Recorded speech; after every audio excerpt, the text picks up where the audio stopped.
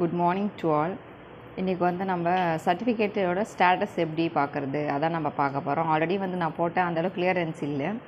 இப்போ வந்து தெளிவாக போட்டிருக்கேன் பாருங்கள். tnedistrict.gov.in அந்த சைட்டில் போய் டைப் பண்ணோன்னே இந்த மாதிரி பேஜஸ் தான் வரும். இப்போ கிளியராக வந்திருக்கு பாருங்கள்.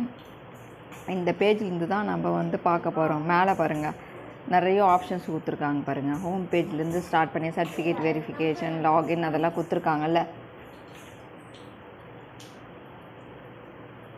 அதில் பார்த்திங்கன்னா நம்ம வந்து லாகின்லாம் நம்ம வந்து போகக்கூடாது. லாகின்லாம் போனீங்க அப்படின்னா அது வந்து டிபார்ட்மெண்ட் லாகின் வரும். அதில் வந்து விஓஆர்ஐ அந்த மாதிரி தான் பார்க்க முடியும். அதை ஓப்பன் பண்ணி காமிச்சிருக்கேன் பாருங்கள். இப்போ சிஎஸ்சி லாகின், டிபார்ட்மெண்ட் லாகின், இதெல்லாம் வந்து டிபார்ட்மெண்ட் லாகின் வந்து விஓஆர்ஐ பார்ப்பாங்க. சிஎஸ்சி லாகின் வந்து அவங்க அப்ளை பண்ணி பார்க்குறது அந்த மாதிரி இருக்கும். இதெல்லாம் நீங்கள் வந்து போனால் நீங்கள் வந்து பார்க்க முடியாது. நம்ம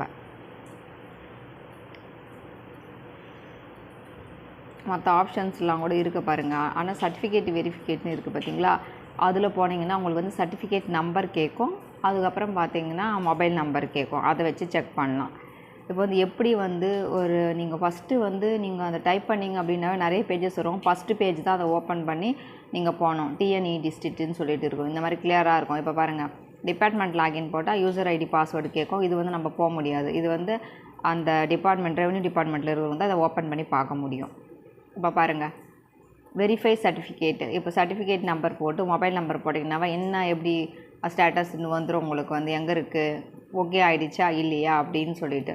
ஒன்ஸ் நீங்கள் இசேவை மையத்தில் போய் அப்ளை பண்ணணும். என்னென்ன சர்டிஃபிகேட் வந்து வேணும் அதுக்கு அப்ளை பண்ணுறதுக்கு, இப்போ இன்கம் சர்டிஃபிகேட் வேணும் அப்படின்னா உங்களோட family card, Aadhaar card, family members யாராவது கவர்மெண்ட் எம்ப்ளாயியா இல்லை அக்ரிகல்ச்சர் ஒர்க் பண்ணுறாங்களா, எந்த மாதிரியான ஒர்க் வந்து பண்ணுறாங்க அப்படின்னு சொல்லிட்டு கேட்பாங்க. கவர்மெண்ட் எம்ப்ளாயி வந்து அவங்களோட salary details, last month salary வைக்க சொல்லுவாங்க.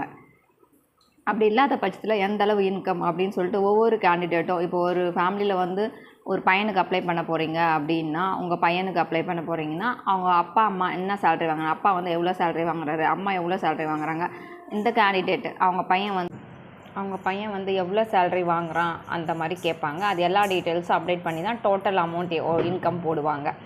அதாவது வந்து இன்கம் சர்டிஃபிகேட் வந்து photo, Aadhaar card, ration card தேவை.